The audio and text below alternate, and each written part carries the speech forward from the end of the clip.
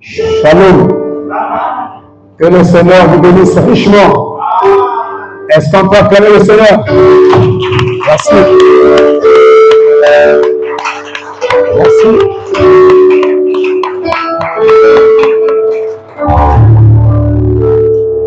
Nous allons prier. Béni soit ton nom suprême, qui est au-dessus de tout nom. Merci Seigneur pour l'amour que tu as témoigné vis-à-vis de chacun de nous. En nous acceptant dans ta sainte présence. Et nous croyons au Dieu Tout-Puissant, tu as préparé de la nourriture pour nos âmes, afin que nous la mangions pour avoir suffisamment de force pour braver la pesanteur et pour rentrer à la maison. Bénis tous les malades au Dieu Tout-Puissant en restaurant parfaitement leur santé. Laisse que toute la gloire revienne à toi qui prends soin de nous. Dans le nom de Jésus-Christ. Amen. Merci.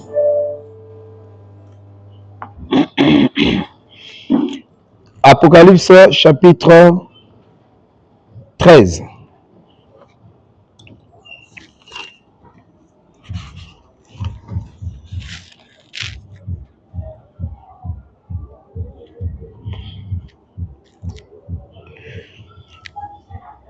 Apocalypse chapitre 13, verset 11. Puis je vis monter de la terre une autre bête qui avait 2 cornes, semblables à celle d'un agneau, et qui parlait comme un dragon. Elle exerçait toute l'autorité de la première bête en sa présence. Et elle faisait que la terre et ses habitants adoraient la première bête, dont la blessure mortelle avait été guérie. Elle opérait de grands prodiges, même jusqu'à faire descendre du feu du ciel sur la terre, à la vue des hommes. Et elle séduisait les habitants de la terre par les prodiges qu'il lui était donné d'opérer en présence de la bête, disant aux habitants de la terre de faire une image à la bête qui avait la blessure de l'épée et qui vivait. 15. Et il lui fut donné d'animer l'image de la bête, afin que l'image de la bête parlât, et qu'elle fit que tous ceux qui n'adoreraient pas l'image de la bête fussent tués. Que le Seigneur ajoute ses bénédictions à cette lecture. Shalom, encore shalom. Nous sommes dans la joie de nous retrouver encore dans la maison du Seigneur et nous sommes vraiment reconnaissants pour tout ce que le Seigneur est en train de faire pour nous au travers de cet enseignement. Et nous croyons qu'il y a beaucoup de choses que le Seigneur est en train de produire dans nos vies. Et nous le remercions profondément et nous croyons qu'il fera encore davantage. Donc, nous sommes en train d'étudier l'œcuménisme et la séparation. Le mercredi, nous avons pris un petit point et nous croyons que nous allons continuer cela aujourd'hui. Le signe et les jugements économiques. Donc, nous allons parler un peu de l'économie. Nous allons parler un peu de l'économie de façon mondiale. Aujourd'hui, dans le terme économique, on parle de la mondialisation de l'économie. On parle de la globalisation de l'économie. On parle des mondialistes, comme Bill Gates, c'est un mondialiste. Les hellénistes. On parle des termes de façon globale. Et on dit que vous ne pouvez plus gérer national sans gérer international. Donc, nous parlons de la globalisation. Et nous avons dit qu'il y a 2 types de courants de pensée économique qui se sont apparus au cours de l'histoire des hommes. C'est vrai qu'il y a eu beaucoup de types de pensées économiques, mais dominant, nous avons le communisme et le capitalisme. Sinon, nous avons eu les mercantilistes, les physiocrates, et nous sommes passés par les capitalistes, il y a eu le communisme. Et Fabraham dit que le communisme, il n'y a pas une écriture dans la Bible qui nous dit que le communisme va gouverner le monde, même Israël.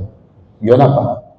Mais il y a dans la Bible des écritures qui parlent du roi du Nord. Et le roi du Nord, c'est la Russie. Le roi, il dit, surveillez le roi du Nord. Le roi du Nord, c'est la Russie. Et la Russie, il est dit que la Russie va bombarder les États-Unis et Rome, ou Vatican si vous voulez. Et le nom Vatican signifie la maison de Caïn. Vatican, c'est la maison de Caïn. Vous comprenez? C'est pourquoi je dis, nous allons étudier avec les termes et les mots. Le mercredi, nous avons insisté sur un tout petit peu sur la Trinité. Je vais ajouter quelque chose sur la Trinité et puis on va voir les jugements, comment l'économie va fonctionner. Je suis dans l'âge de Tchatchir. Et nous avons dit que même la pensée même de trois dieux ne vient jamais du christianisme. Oh, il y a un Dieu le Père, Dieu le Fils, Dieu le Saint-Esprit. Jamais cette pensée, les apôtres n'avaient pas cette pensée. Les apôtres, les Juifs même, actuellement quand vous partez en Israël, vous parlez de trois dieux, Dieu le Père, Dieu le Fils, que le Fils aussi était Dieu, on va vous taper, on va vous chasser. Vous voyez? Donc c'est une pensée purement païenne.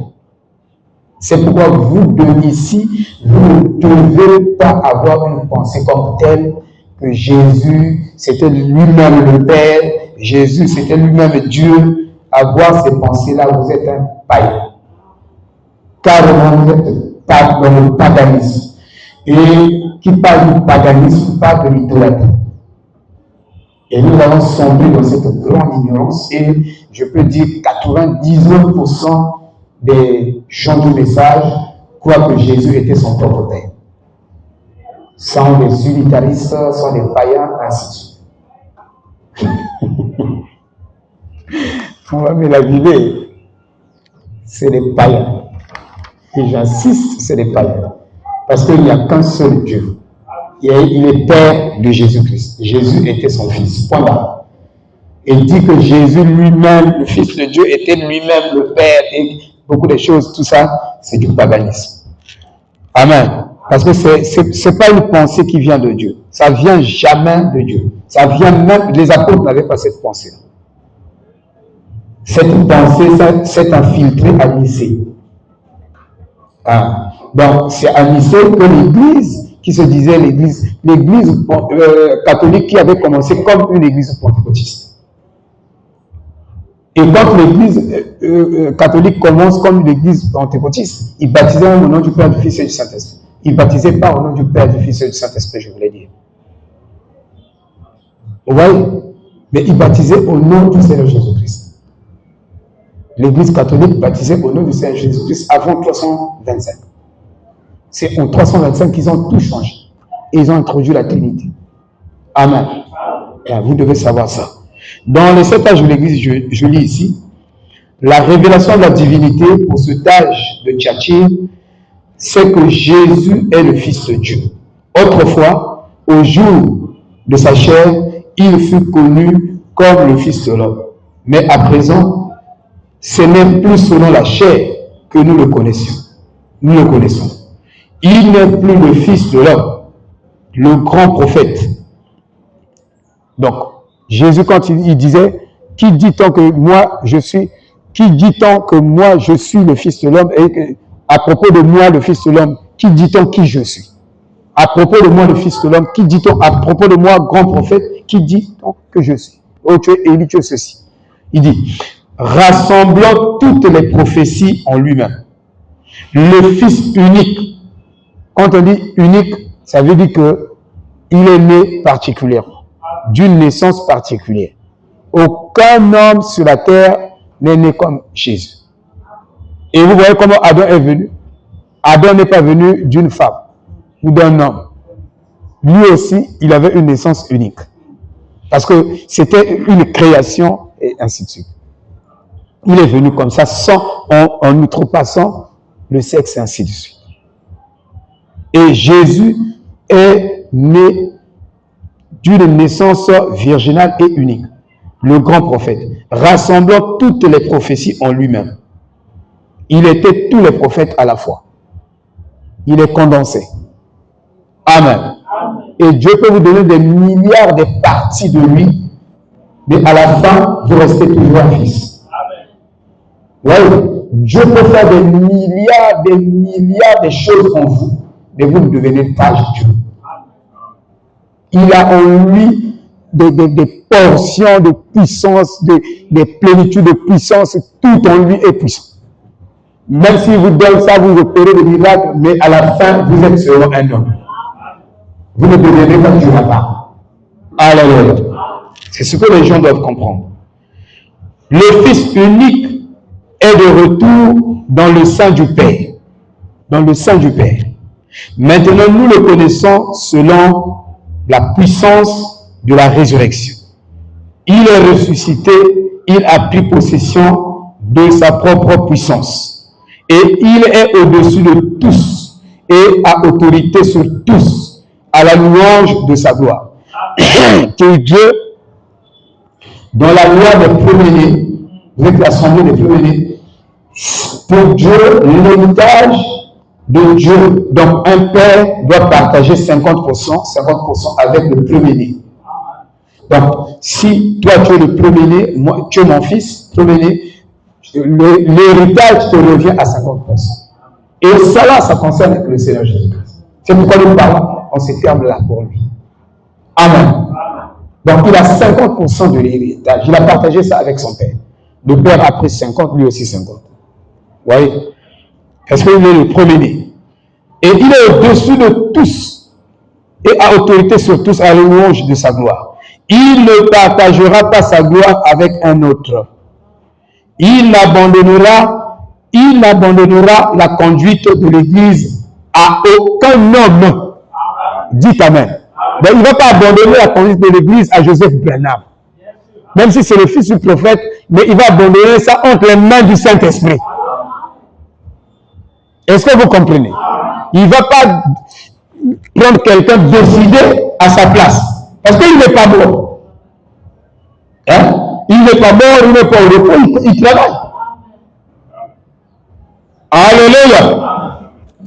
Il porte les regards sur Tchatché et il voit dans cette ville et dans ce 4e âge l'honneur qui lui appartient à lui seul. L'honneur qui lui appartient à lui seul est rendu à un homme, à un autre. Donc l'honneur qui appartient à Dieu seul, nous ne pouvons pas donner ça à un autre. Non, même pas à un prophète. Dites Amen. C'est pourquoi quand on voulait déifier, faire de frère Branham, Dieu, il déchirait presque ses habits déjà. Et les Paul, et tout ce monde. Si vous avez l'esprit de Dieu, vous ne voudrez jamais prendre la place de Dieu. Vous allez même fuir. Jésus fouillait, on voulait lui faire roi pour tout ce qu'il était en train de faire. Même frère Branham, il fouillait. Parce qu'il ne voulait pas qu'on leur donne cette gloire-là. C'était réservé uniquement à Dieu le Père. Amen. Amen. Et vous verrez que les gens aiment ça. C'est pourquoi le pape va aimer ça. Il aime être considéré comme Dieu. Vous voyez, dans le message aussi, nous avons des papes. Vous comprenez? Et c'est pas normal. Hein? Il dit, l'honneur qui lui appartient à lui seul est rendu à un autre. La fureur du jugement étincelle dans ses yeux quand il voit Apollon. Dieu se fâche quand il voit que nous, les êtres humains, nous commençons à adorer un être humain.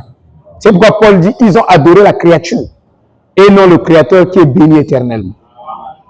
Il dit, ils voient Apollon vénéré comme fils de Dieu. Apollon vénéré comme fils de Dieu.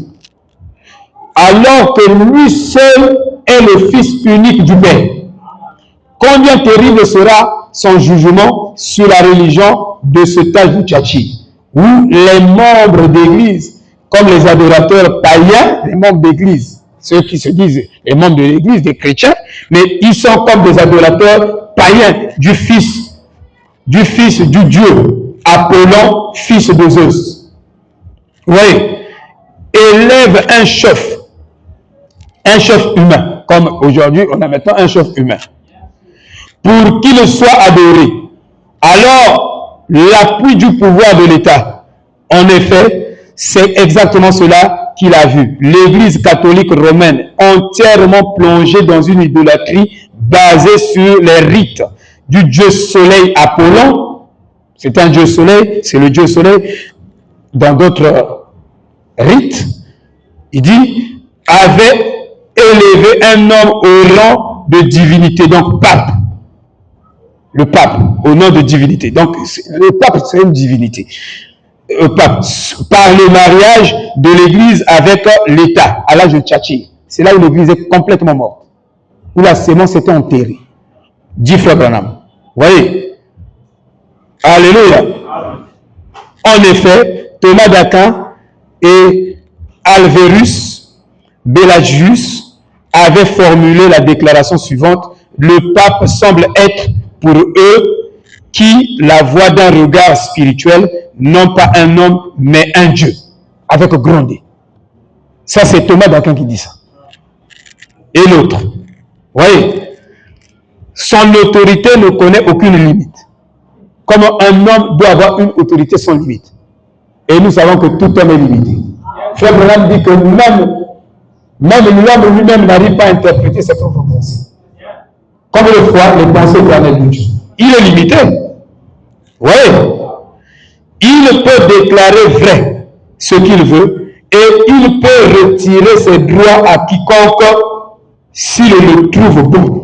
Douter de ce pouvoir universel aboutit à être exclu du salut.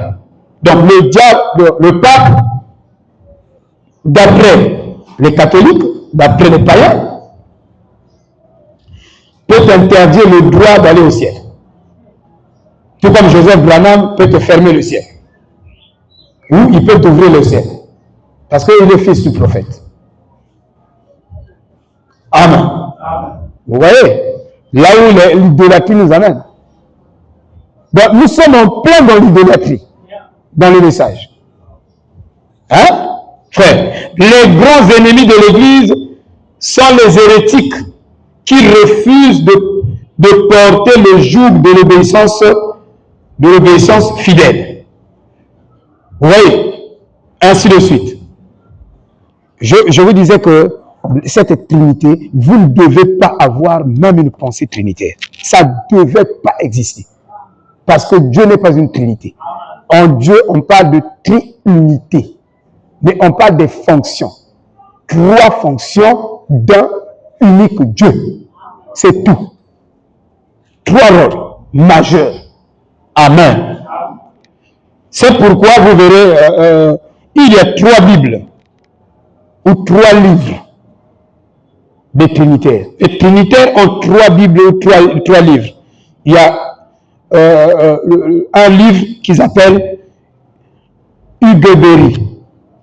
Je ne sais pas comment vous prononcez ça en anglais. H-U-C-K-E-B-E-2-R-Y. Bienvenue, tu connais un peu l'anglais. Hein?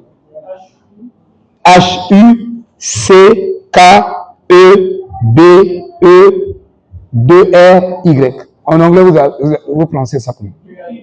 Hugues Berry. C'est comme un bébé. Hein?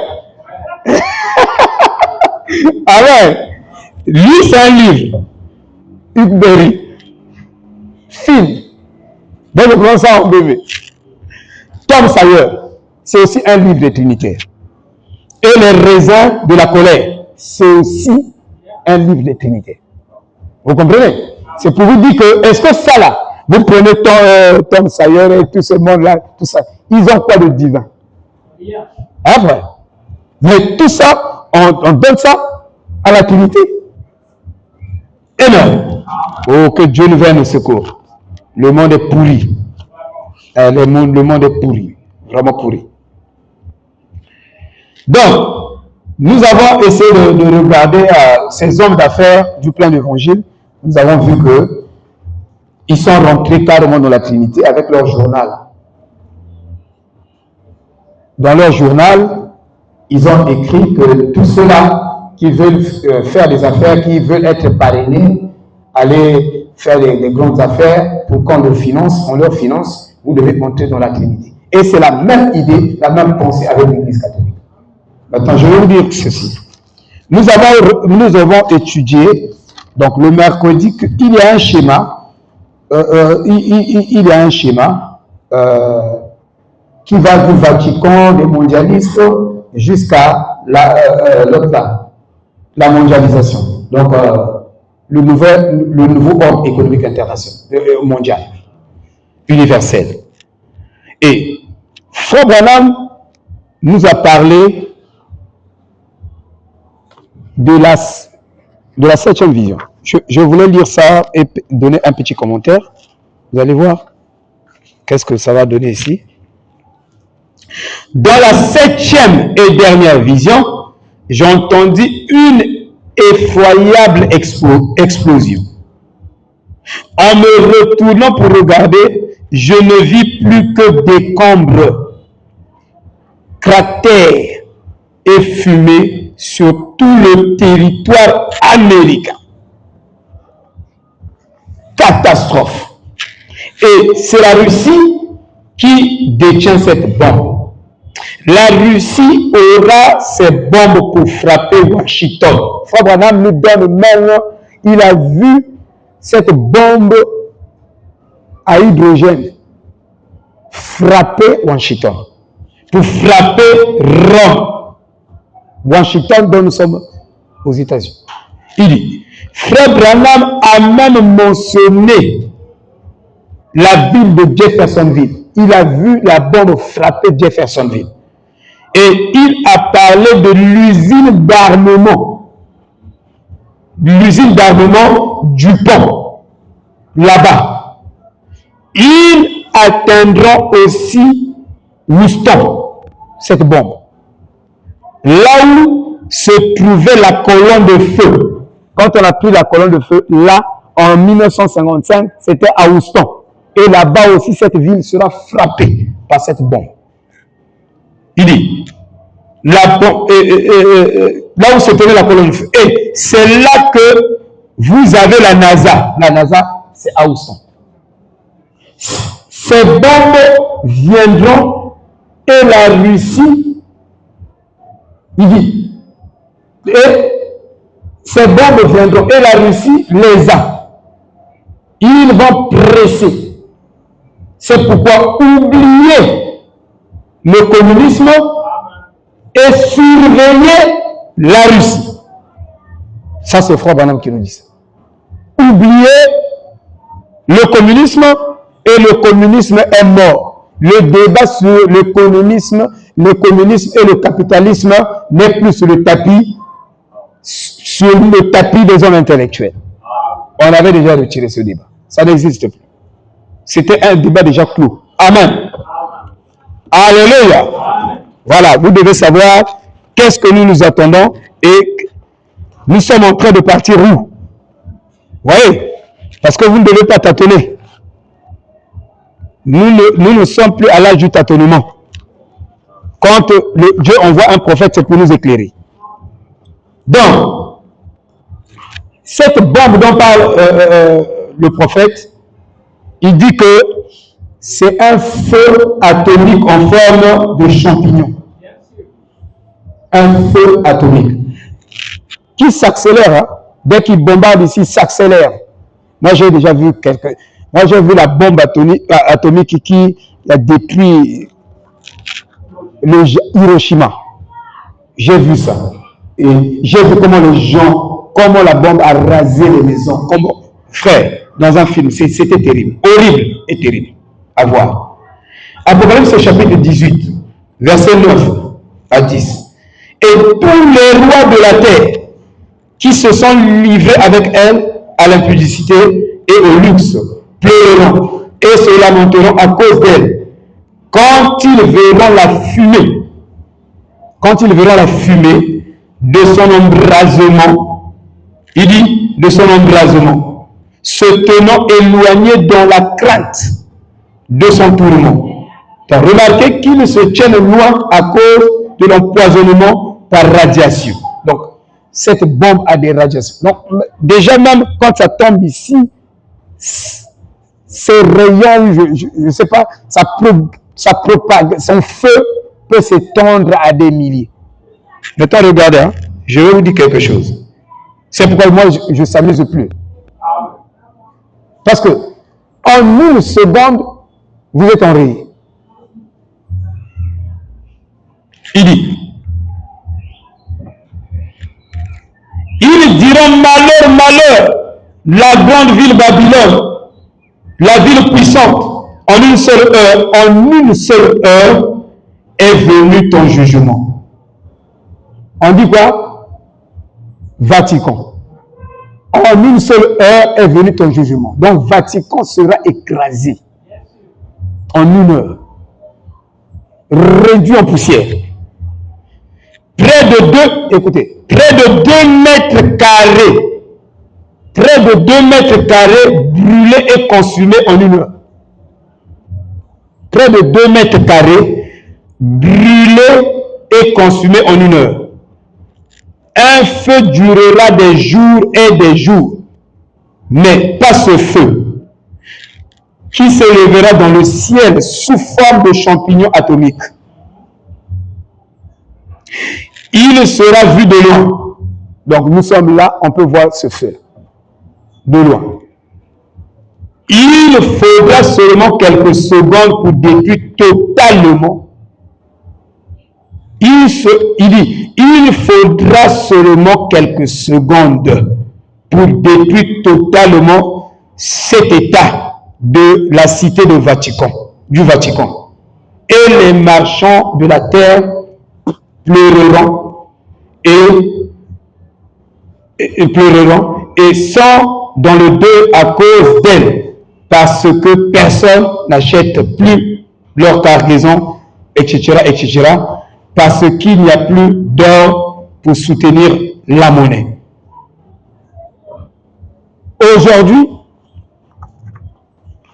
l'Église catholique travaille avec les présidents des nations pour affaiblir la santé. Et le but mondialiste, c'est de réduire le taux de la population mondiale. Et Bill Gates est parmi ceux-là qui ont initié le projet des vaccins. Vous savez ça, non? Voilà, vous lisez. Il est parmi ceux-là, les initiateurs des vaccins. Mais curieusement, lui-même, sa fille n'a pas pris le vaccin.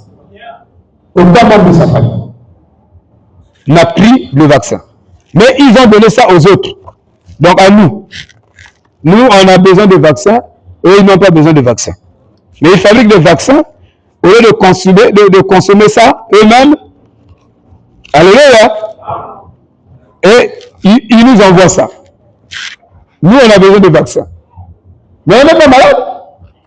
Et on va contraindre tout le monde à prendre les vaccins. On va obliger. Il est allé à Roumanie, les gens ont refusé. Et quand ils ont fabriqué un vaccin, ils ont donné, le vaccin là faisait saigner les gens. Or, le but du vaccin, c'est de changer le langage de votre ADN. C'est de changer. Il a même démontré actuellement, si vous êtes dans l'actualité, il y a nombreuses des personnes qui ont pris le vaccin. Actuellement, ils sont malades. Hein? Ils sont malades. Et on vous enlève en fait le côté humain. Vous devenez comme un robot. Dans le but des vaccins, c'est d'emmener la population mondiale à devenir comme des robots. de telle sorte qu'on peut les manipuler facilement. Vous voyez, frère? Un frère. N'est-ce pas joli ce message? Parce que si toi et moi, on ne connaissait pas ce message, on entrait directement aussi dans ces bêtises. La voie prévue par Dieu pour l'adoration, au paragraphe 101. Combien nous te sommes reconnaissants que dans cette grande heure, quand tous les espoirs de la vie mortelle sont finis, souvenez-vous du dernier fléau pour frapper l'Égypte. C'était la mort. C'était la mort. Et en cette dernière heure, c'est déjà la mort spirituelle. Et je vous dis que la mort spirituelle frappe chaque église. Presque. Amen. Je vous dis la vérité. La mort est en plein au milieu de nous. Les bombes atomiques sont stockées dans les entrepôts. Les bombes à hydrogène qui sont plus larges que les bombes atomiques. Aujourd'hui, les bombes atomiques sont stratégiques et sont conçues comme des petites armes tactiques. Mais les bombes à hydrogène sont conçues pour mettre fin à la guerre avec une grande destruction de toute vie. Des maladies, la guerre bactériologique. C'est ça qui est lancé aujourd'hui. Oh Dieu, dit Frère Branham, que tout ce qui se passe, sachant que la Bible dit que l'homme pourrirait, réellement dans sa chair, étant vivant. Il marche, mais il est en train de pourrir. Mais cet ange a reçu la commission. Ne touchez à aucun de ceux-là. Ne vous approchez pas de ceux qui ont le vin et l'huile. Ne touchez pas à ceux qui ont le sceau de Dieu sur leur front. Et nous réalisons que le baptême du Saint-Esprit est le sceau de Dieu. Écrit dans Éphésiens 4, 30, n'attristez pas le Saint-Esprit de Dieu par lequel vous avez été scellés jusqu'au jour de votre rédemption. Seigneur Dieu, scelle cette église ce soir. Ceux qui veulent le sceau du Saint-Esprit, chasse toute crainte, Seigneur, et scelle-les avec ton sceau de l'Esprit dans leur cœur, afin qu'ils sortent comme des bébés nés de nouveau, criant Abba Père. Accorde-le, Seigneur. Je te les confie au nom de Jésus, ton Fils. Amen. Vous voyez? Et nous avons étudié, nous avons dit que les crises économiques vont tomber ici sur la terre. Regarde, frère, il y a des crises qui commencent à tomber. La situation économique mondiale, nous devons surveiller. Regardez. Frère Branham dit, pouvez-vous nous parler de la crise mondiale que nous vivons actuellement? Qu'est-ce que le message dit à propos de la crise? Ça, c'est une question. Le frère Branham parle de la crise mondiale comme étant le début de l'oppression qui vient sur le monde. Et les chrétiens, par la grande tribulation, qui ne touchera pas les élus, la grande tribulation. Mais l'oppression, relevez vos têtes, votre rédemption est proche. Il dit aussi, lorsque vous verrez le début de l'oppression, observez le troisième point. Lorsqu'il n'y aura plus rien dans l'assiette de vos enfants, observez le troisième point. Donc, nous n'avons pas peur, frère. Nous, notre problème, c'est d'être prêt. C'est de vivre dans la parole. C'est appliquer la parole. Alléluia.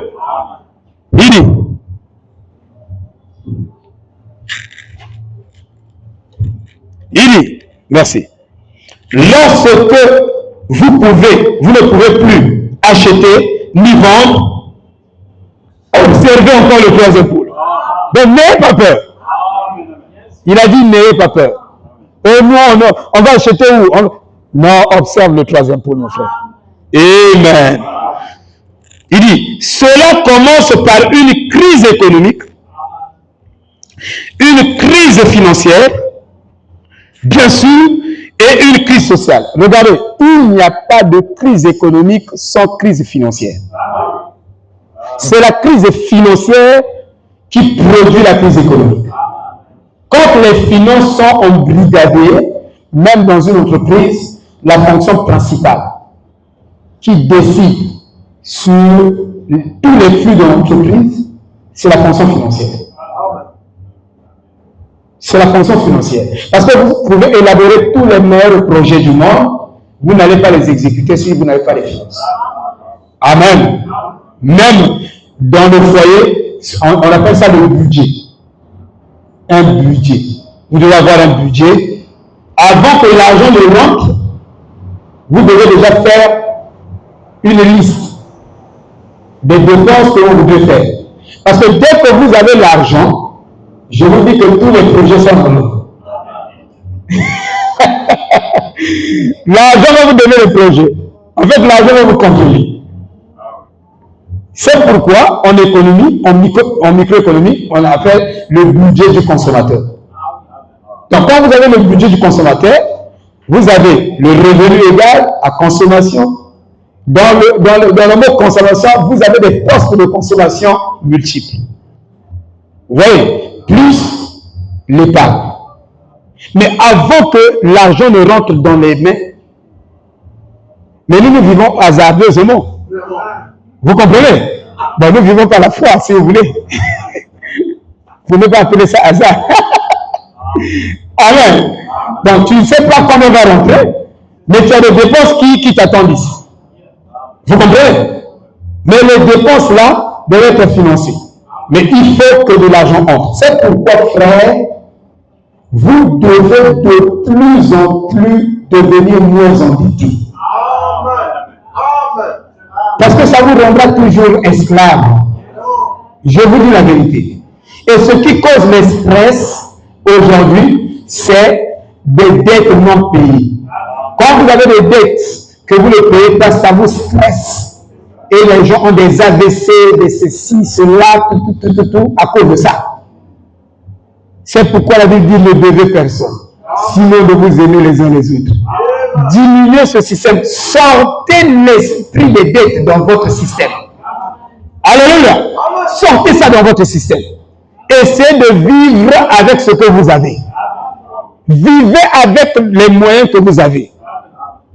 Ne faites pas semblant de vivre. C'est comme si tu as 2 millions, tu vis, mais toi tu donnes 100 000. Tu veux vivre comme quelqu'un qui a 2 millions. Mais quelqu'un fou, quelqu'un qui a beau gambo. Mais il faut que alors, vis comme si tu as 100 000, tu as 100 000, fais tes calculs là-dedans. Oui, parce que j'ai la foi, oui. Mais que ta foi là te donne d'abord l'âge. Il ne faut pas théoriser avec le lion. Amen. Tu vois ton revenu petit, tu vas aller louer une maison qui dépasse ton revenu. Tu es embarqué. Il y a un enseignement qu'on appelle le chrétien et ses finances et l'argent. La Bible nous enseigne comment gérer. Amen. Tu es un chrétien, tu ne connais même pas gérer ton argent. Donc tu vas prendre je vais gagner 200 000. Je vais louer 250 000. Mais toi, tu veux crucifier les gens. Tu dois polar. Tu dois faire mathématicien. Amen. Jésus dit que si un ennemi vous déclare la guerre et il vient pour vous attaquer, il dit que regardez d'abord vos ressources pour aller combattre. Si tu vois que toi, tu ne peux pas affronter la personne avec ce que tu as là, va faire la paix. Signe l'armistice. Dieu déclare-lui que tu lui as gagné. La faiblesse. Pour moi, la faiblesse est une sagesse. Je vous dis la vérité. Un sage apparaît comme faible, mais il est fort. Il sait à quel moment il peut attaquer, à quel moment il ne va pas attaquer. Mais si tu rentres comme ça, ça n'a pas de sens. Donc, quand la guerre, la crise financière est déclarée, c'est pourquoi le pape va commencer à affaiblir les banques centrales. Et nous savons que les riches de la terre, c'est les Juifs. Les Juifs et l'Église catholique. Ils vont faire affaiblir les banques là, les banques centrales. Et nous avons dit le mercredi, les banques centrales, à la tête des banques centrales, vous avez des Juifs. Ils sont des sages, des savants, très intelligents. Alléluia. Voilà. Donc, on va commencer par affaiblir les banques. Une fois les banques sont devenues faibles, en ce moment-là, l'Église catholique peut sortir pour dire que moi, je peux racheter toute la dette mondiale. Et Frère Branham dit que l'Église catholique a la capacité de racheter la dette de chaque pays, de chaque nation. Donc, la dette du Congo, la dette du Gabon, la dette de tous les États-Unis, l'Église catholique est capable de racheter ça. C'est peut-être. Mais quand tu le fais, la main qui donne, c'est la main qui domine. Si tu n'es pas né de nouveau. Là, j'ai complété. Mais si tu es né de nouveau, même si tu donnes, tu ne domines pas. Tu laisses faire, tu es dans ta position. Tu es un vrai astre. Tu tournes dans ta constellation. On va parler de l'astre ici. Hein? Vous devez être des vrais astres. Vous devez garder votre position. Moi, je ne suis pas pasteur, je ne prendrai pas la place d'un pasteur. J'étais avec le pasteur Albert, je ne prenais pas sa place. Je sais que ça, c'est son devoir à lui, ça lui revient, je ne rentre pas là-dedans. Je le laisse se débrouiller avec ça. S'il veut que je rentre, c'est à lui de me donner la permission, de me dire rentre là-dedans. Mais s'il me dit rien, moi je ne rentre pas. Parce que je suis un astre qui est fixé à l'étoile polaire, qui est Christ. Donc je tourne autour de Christ. Donc je ne suis pas un héros. Un héros. Amen. Frère, on va faire ça. Ah, parce que c'est toi. Donc je vais au nom de ta commission. Mais sinon, moi, je ne suis pas l'autorité. Donc ici, l'autorité, c'est le pasteur. Lisez même le nom de l'église. Frère Branham dit, la voix du pasteur, c'est presque la voix de toute l'église. Qui a nommé Frère Neville comme pasteur? C'était pas unanimement. C'était le pasteur est l'homme le plus spirituel. Il a dit Frère Neville, c'est un pasteur. Il était dans les dénominations, dans les églises de réveil, il a prêché 13 ans pasteur. Mais quand il revient à Branham Tabernacle, il fallait lui vider de toute sa théologie là. Et il devait apprendre chez Branham. Il était au pied de Branham, il a grandi. Branham le surveille. Il le surveille. Il dit que j'ai attendu jusqu'à ce que j'ai vu Frère Neville maîtriser bien la doctrine. Et je l'ai emmené devant l'église. Pour que l'église le voie. Amen. De tout ce temps, Frère Neville était là. Ne soyez pas pressés. Si c'est pour vous, vous arriverez là. Aucun pasteur ne peut vous empêcher à être là. Tout ce que Dieu a arrêté, ça va se faire, frère. Amen. Donc, il y a d'abord la crise. Et regardez, je vais parler un peu de fléau. Parce qu'on a commencé ça, frère. Vous devez avoir le schéma. Vous devez avoir des enseignements. Vous ne devez pas imaginer des choses. Vous ne devez pas imaginer que non, dans l'âge, ne prenez pas les choses à la légère. Non, ça doit être ça. Moi, je ne vais pas cette façon de négliger les choses. Pour moi, même un verre d'eau pour moi, je suis sérieux. C'est-à-dire que si tu vis avec moi, je vais t'emmerder. Tu vas trouver que je suis gênant. Est-ce que tu as mis la chose là-bas? Je voulais vérifier.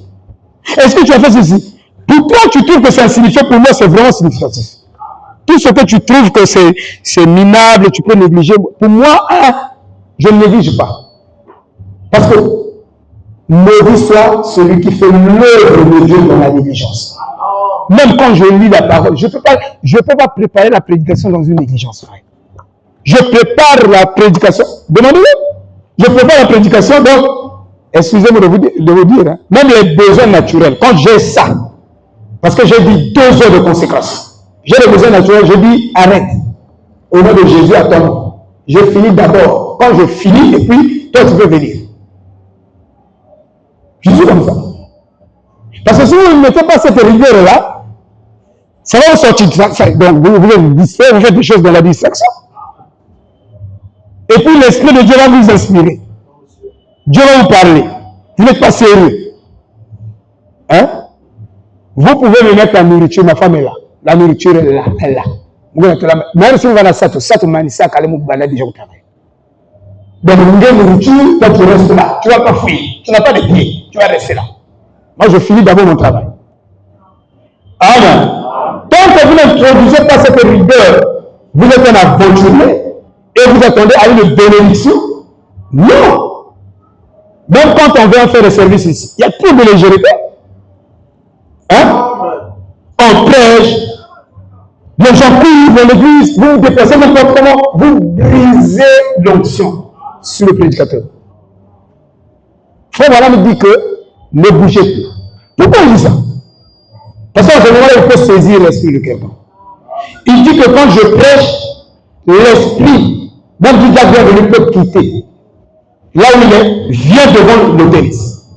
Parce que les gens, nous ne l'entendons pas. Il dit que je vois l'esprit du frère qui est assis là-bas devant l'autel, en train de pleurer ou d'intercéder. Mais quand l'esprit, il a vu l'esprit de la personne là, il dit, frère, dit que je vois son esprit. Vous comprenez? Parce que notre spiritualité est devenue comme il y a un mais la vraie spiritualité, elle est sacrée. Amen. Frère Livé, frère, le pasteur Brion Koukourek a pris 4 heures du temps avec Livé, en train de discourir sur les fléaux. Mais comment? Et il est plein du Saint-Esprit. Comment il va aller discuter encore les fléaux avec son pasteur? C'est pourquoi je vous dis, arrêtez ça après. Parce que quand je serai plus là, vous allez me regretter. Moi, j'ai pleuré, mon pasteur, moi. J'ai pleuré, j'ai dit, oh, l'homme qui me montrait Dieu, l'homme qui m'éclairait sur les points, il n'est plus là. Mais pendant qu'il est là, profitons-en. Venez discuter avec la parole avec moi.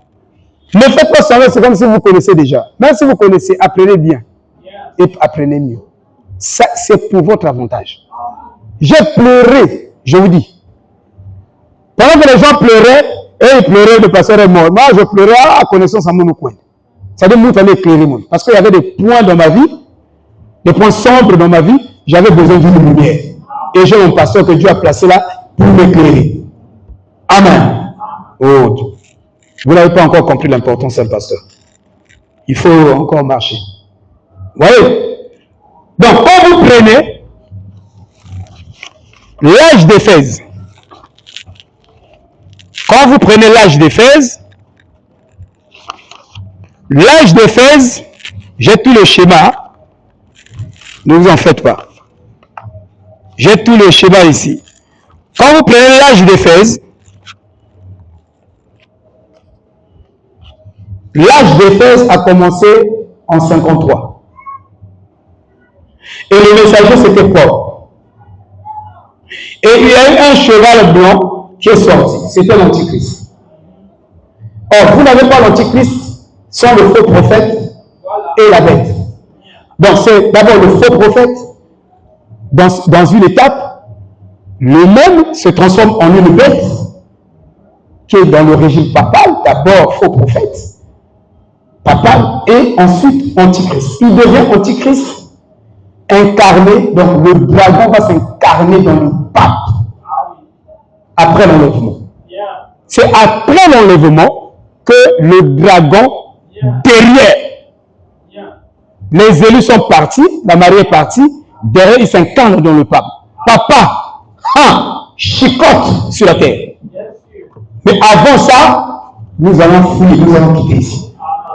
Donc, quand vous prenez l'âge d'Éphèse,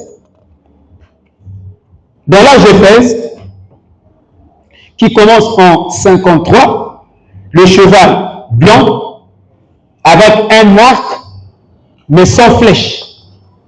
Sans flèche, c'est l'Antichrist. Vous voyez? Et Jérusalem, l'Antichrist est rentré. L'Antichrist est rentré à Jérusalem. Je dis bien l'Antichrist est rentré à Jérusalem avec le roi romain, Titus, selon Matthieu 24, verset 1 à 30, Matthieu 24, verset 15 à 20. Ils ont détruit le temple.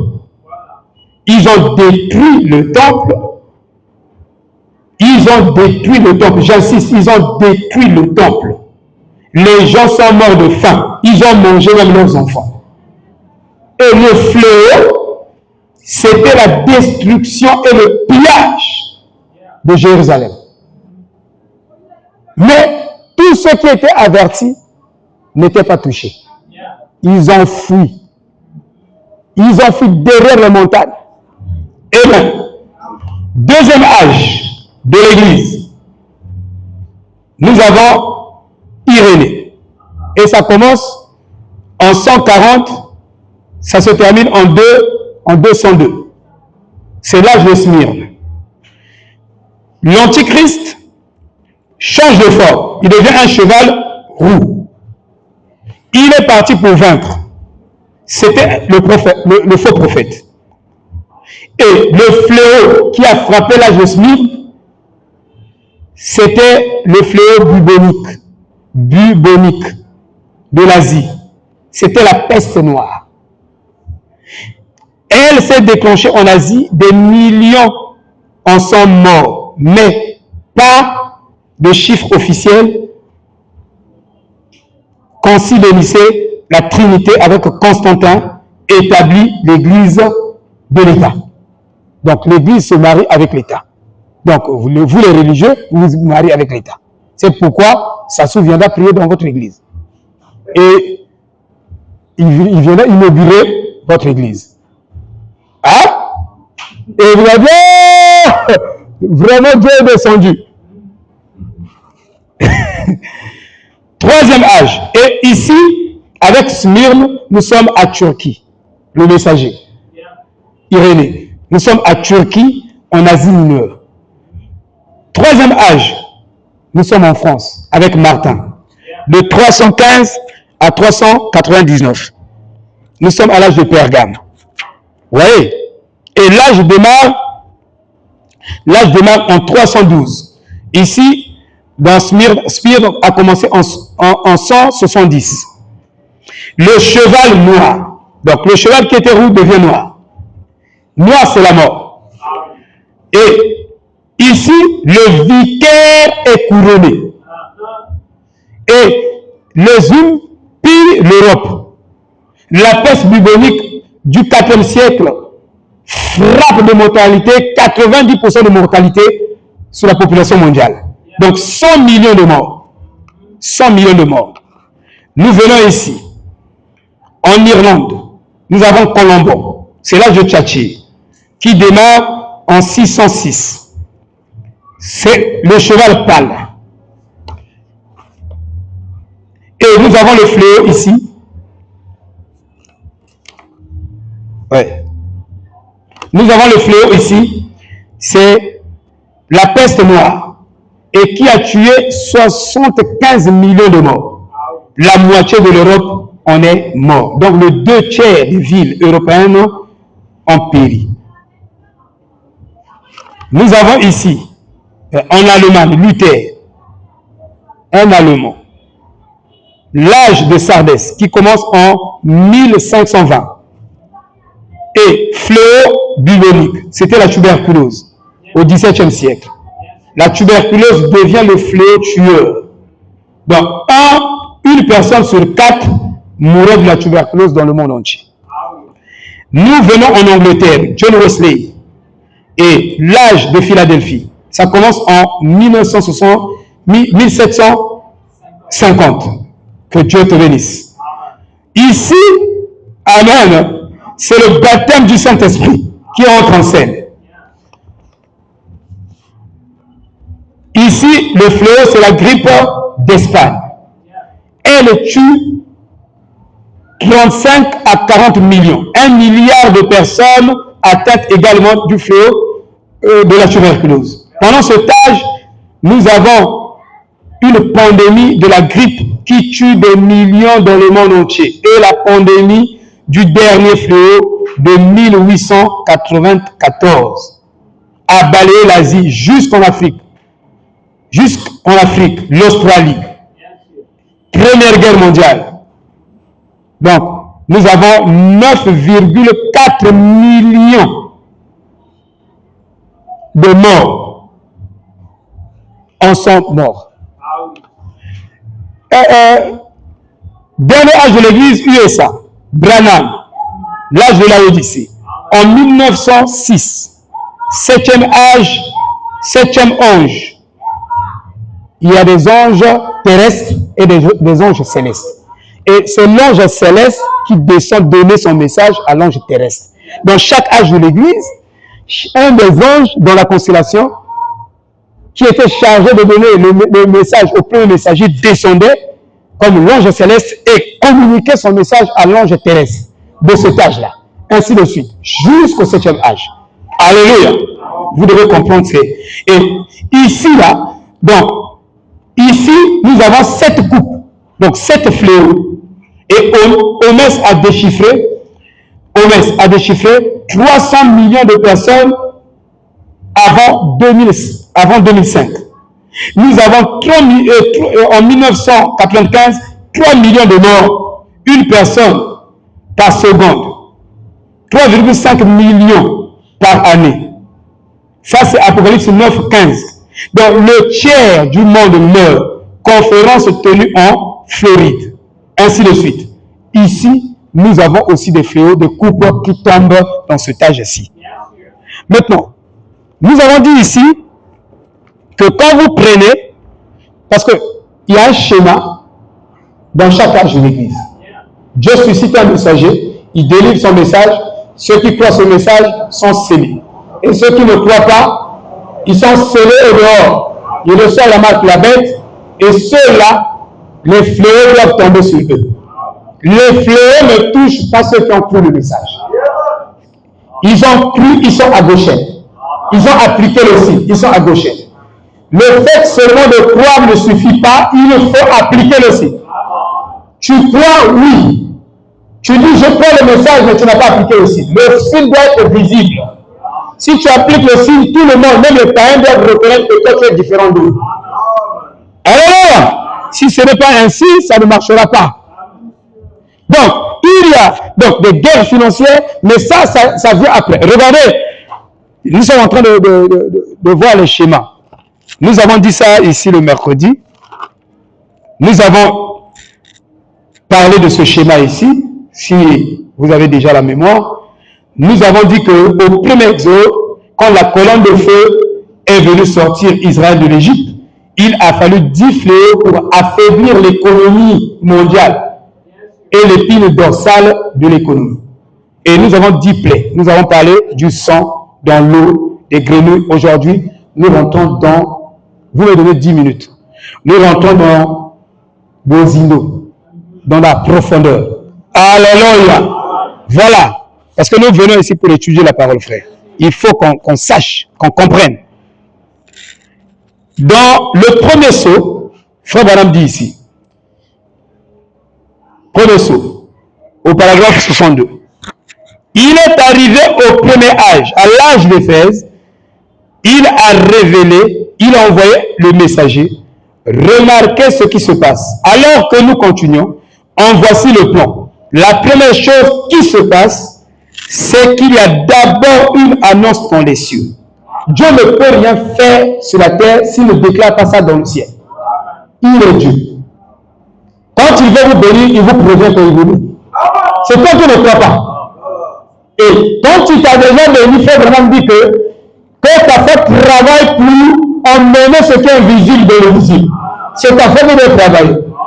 Si ta foi ne travaille pas, alors la chose restera là-bas. Mais la chose est déjà accomplie dans la 4e dimension. C'est pourquoi même les sorciers, leur esprit évolue de la 4e dimension. Fait bien, que pasteur. C'est ça. Mais c'est ce que Dieu a déjà déclaré au ciel.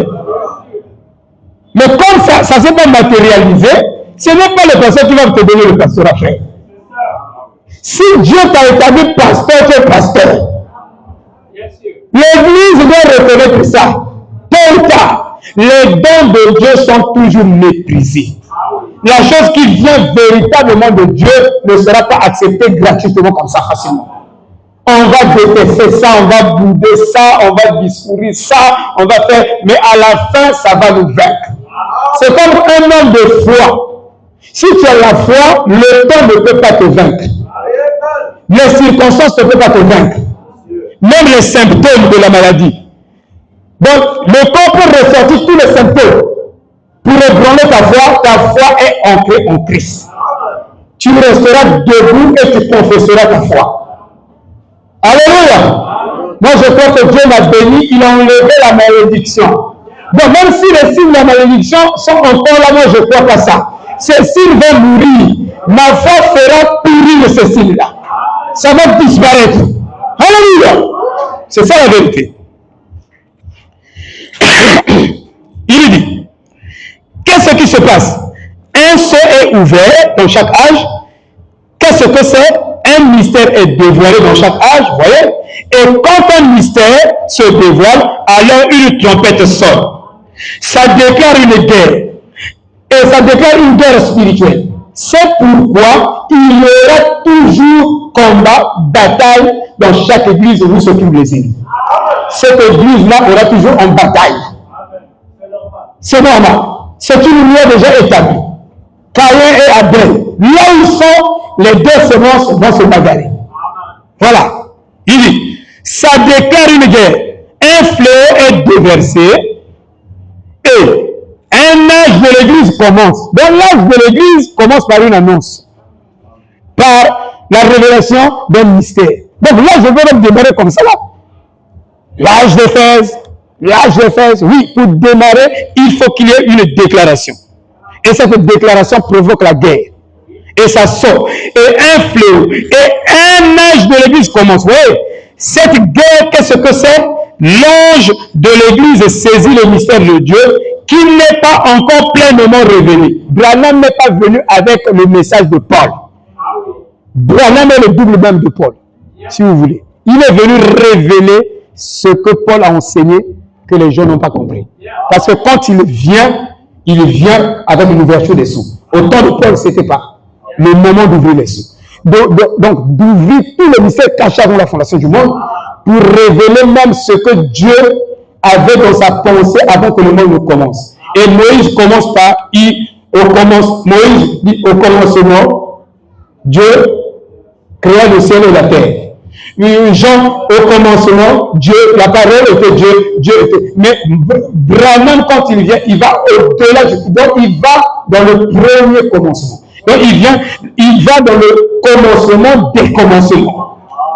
Donc il va dans la pensée, dans le manbac de Dieu là-bas. Ce qu'il avait dans sa pensée qu'il n'avait pas exprimé, il va saisir ça. Et il nous explique ça. Il dit, avant qu'il ait la parole, il y a d'abord une pensée. Et donc, lui, il rentre dans la pensée là-bas. Et il saisit les trois desseins de Dieu qu'il avait. Avant qu'il commence. Quoi que ce soit. Il saisit et il nous donne ça. Aucun auteur, vous ne verrez pas un auteur, même je lis les livres, vous parlez de ça. Vous voyez? Il dit, là, je saisis le mystère et il dévoile. Mais, à ce moment-là, il saisit ce mystère de Dieu, puis il va vers le peuple. Après que le mystère lui a été donné, il va vers le peuple. Qu'est-ce que c'est? C'est pourquoi il a dit, Dieu a pensé, et Branham a parlé, et moi je dis Amen à ça. Il commence à proclamer ce message, et ça déclenche quoi? Une guerre spirituelle. Alléluia. Donc, nous avons dit ici, que quand vous voyez dans le premier exode, ce qui a été, c'est ce qui sera. Le premier exode, c'est l'âge alpha. Le deuxième exode, c'est l'âge oméga. Et ça commence toujours par des fléaux, par de ceci, et ça affaiblit. Et quand nous venons ici, nous voyons le premier exode. Ah, mais il me reste 5 minutes. Donc, parce que vous m'avez ajouté un petit 5 minutes là. Alors, je ne vais pas rentrer. Mais il y a beaucoup de choses à dire. Je vais parler seulement de deux choses. L'eau changée en sang. Exode 7, verset 19. L'Éternel dit à Moïse, dis à Aaron, prends ta verge et étends ta main sur les eaux des Égyptiens, sur leurs rivières, sur leurs ruisseaux, sur leurs étangs et sur tous leurs amas d'eau. Elles deviendront du sang. Et il y aura du sang dans tout le pays d'Égypte, dans les vases de bois et dans les vases de pierre. L'eau devient du sang. Donc, premier fléau, des 10 fléaux qui ont frappé l'Égypte, vous avez l'eau qui se change en sang. Et je vous dis que l'eau que nous buvons a des problèmes maintenant. Je vous dis la vérité. Vous-même, vous êtes d'accord avec ça. L'eau a des problèmes. Alléluia.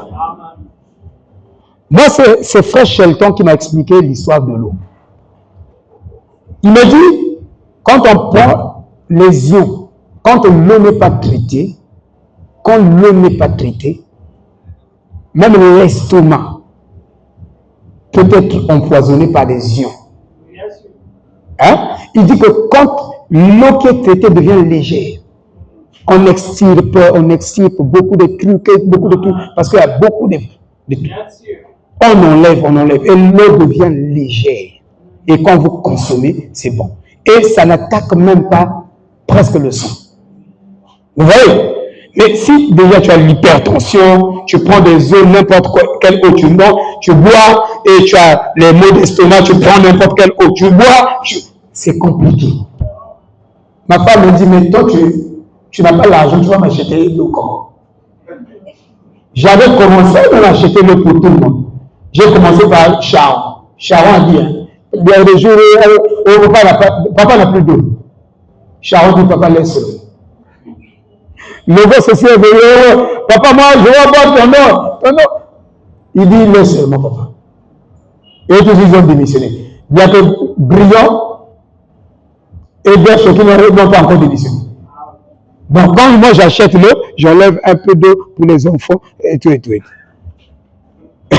Ça Thomas a paquet meilleur que lui. On dit, on boit seulement les gouttes là. On boit des gouttes. Ah, papa, comme tu n'as pas l'eau, on va boire seulement l'eau de la vache. Et l'eau du forage, moi je dis, vraiment j'ai même de la peine à accepter. Mais comme il n'y a pas l'eau. Vous comprenez? C'est pourquoi je disais au diable bienvenue que les pasteurs là que tu vois là, ils sont toujours forts, ils mangent bien. Moi j'ai dit à la sœur, il y a une sœur qui était chez moi là-bas, à la maison, la sœur était là. Je lui ai dit que les pasteurs du message, il dit que les pasteurs du message meurent beaucoup. Moi je dis, ils meurent de faim. Ils ne mangent pas bien. Je vous dis.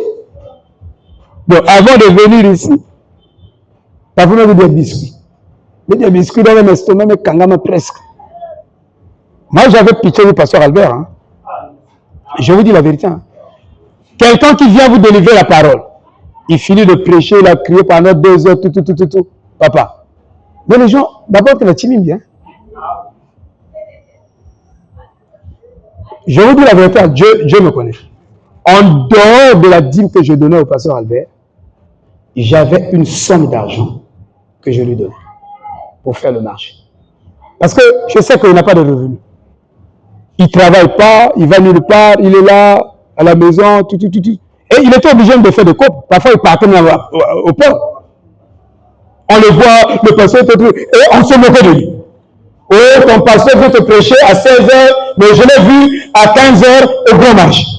Moi, je dis, je m'en fous de toi. Je dis, mon frère, je m'en fous de toi. Moi, je ne suis pas comme vous, hein, les brebis là, qui ne défendez pas vos pasteurs. Les gens me trouvaient bizarre. Moi, je dis, je m'en fous de toi, tu es méchant. Ça lui donne l'argent. Mais il va faire ça, et à la fin, il vient pour te prêcher la parole. Après, je te moque de lui. Pas montrer la crainte en Zambie. Le pasteur là, c'était le pasteur le plus malheureux. Hein. Bon, bref, on n'est pas là. Mais je vous dis, c'est pas facile. Deuxième fléau, les grenouilles. J'ai vraiment des commentaires parce que le temps nous manque. Vous allez voir comment la crise va venir. Il faut qu'on vous montre le processus de la crise. Parce que vous ne devez pas être surpris, les événements arrivent comme ça et la crise va atterrir comme ça. Il y a des choses qui viennent par processus. Et vous devez le connaître.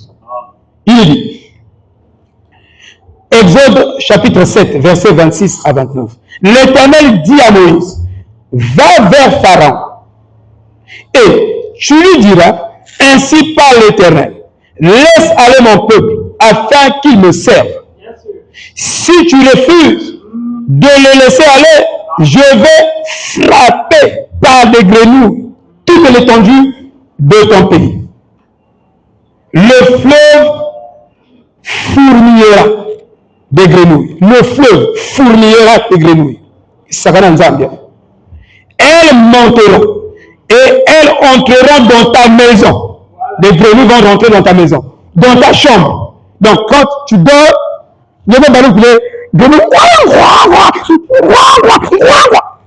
Dieu envoie des grenouilles dans ta chambre, dans la chambre de Pharaon. C'est des fléaux. C'est grave, Kevin. Imaginez-vous, vous dormez, la nuit, au milieu de la nuit, surtout aujourd'hui, le courant va souvent. Pouf, le courant est parti. Après, on regarde. Les yeux font. Le fou bleu. Touche. Hey! Frère. Amen. Il y a des à côté. Mais c'est Dieu qui a envoyé le fléau. Il faut craindre Dieu, frère. Il faut craindre Dieu, mon frère. Il dit, le feu, il va tourbillonner à ta chambre à coucher, dans ton lit, dans ta maison, de tes serviteurs et dans celle de ton peuple, dans le four et dans tes pétrins. Les grenouilles monteront sur toi. Il y a des grenouilles. Il y a un discours, Pharaon, il y a un discours. Bon, moi, fils de rat, grenouille, n'a pas de moi. Elle écoute une.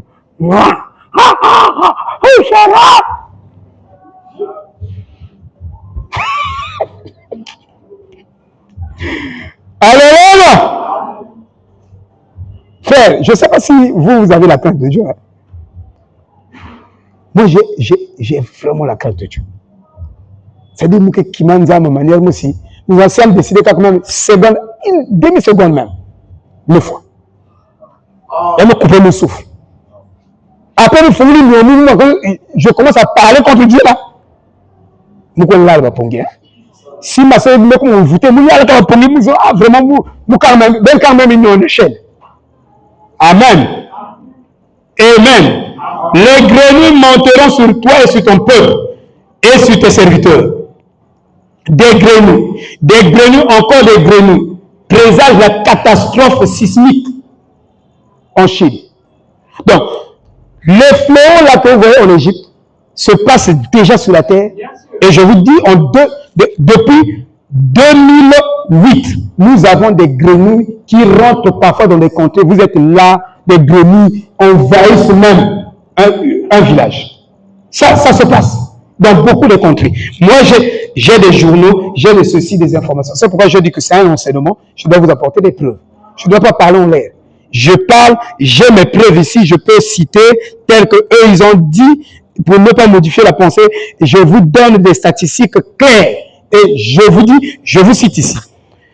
Le 5 mai, de nombreux Chinois ont observé des milliers de grenouilles en déplacement. On les a vus se déplacer en masse, sans crainte du trafic, alors qu'elles traversaient les rues. Les grenouilles.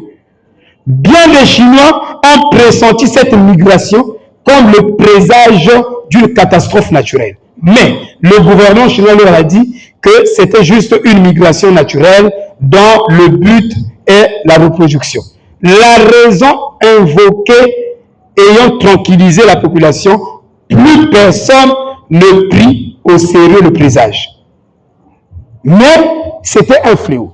Et quand le messager vient, il donne son message, on rejette. Donc, les crises économiques sont provoquées parce qu'on a rejeté le message. Sinon, il y aura de l'abondance toujours. Mais comme Dieu vous envoie Jonas, vous prêchez, vous refusez, Dieu vous envoie un messager, vous refusez, alors même vous faites attention. Quand Dieu a suscité un vrai ministère, il vous prêche, vous méprisez, vous diminuez, vous méprisez, vous diminuez, vous méprisez. Il y aura chaque chose à son temps. Il y aura un temps Dieu retire. L'église restera, vous ferez ça. Peut-être même, s'il y a encore 100 ans, vous allez faire 50 ans en train de payer ce que vous avez fait. Et c'est très bon jour. Amen. C'est pourquoi moi, je ne voulais pas me séparer avec mon pasteur encore le poisson. Je me suis séparé avec beaucoup d'amour. Je ne l'ai jamais insulté. Je n'ai jamais parlé au mal de mon pasteur Albert. Jamais du tout. C'était les jeunes, comme les amants qui voulaient attaquer le pasteur. Moi, je sors de l'église, tout. Moi, je l'ai tranquillisé. Je disais, c'est pas ça. C'est pas comme ça qu'on résout un problème. Vous voyez, non? Moi, je leur disais que c'est pas comme ça qu'on suit un homme de Dieu. Depuis là-bas, il s'agitait. On va voir le pasteur, on le fait asseoir. Parce que c'était... Moi, je dis, c'est pas comme ça. Je dis, il ne faut pas avoir un esprit comme ça. Vous comprenez? Je ne suis pas un homme, je suis vraiment, je ne dis pas de moi. Je ne suis pas bandit, je ne suis pas assassin. Je ne sais même pas comment escroquer comme nous. Mais nous, escroquer nous tous les jours. Tous les jours, escroquer nous. Nous, déjà aussi, m'a élevé.